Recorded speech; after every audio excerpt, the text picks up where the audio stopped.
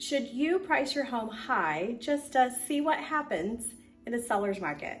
Hi, I'm Gina Walton with the Walton Home team of Keller Williams, and here are the risks to overpricing your house in a seller's market.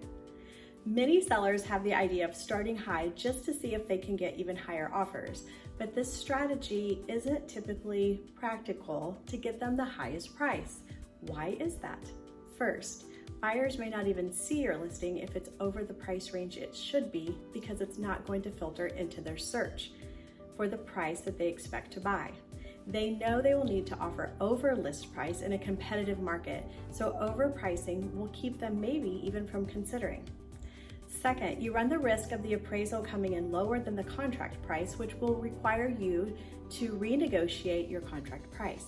However, if a buyer offers over the list price and getting multiple offers, you have the opportunity to ask that buyer to waive any appraisal gap between the list price and the contract price.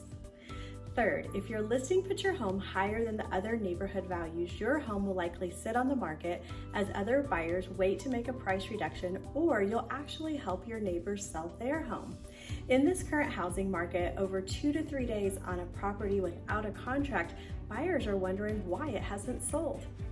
So it's best to set realistic listing price and make sure that that price not only maximizes your potential for your return on your investment, it will also allow the terms for every detail in the contract to be the strongest it can be once you have buyers competing for winning that offer.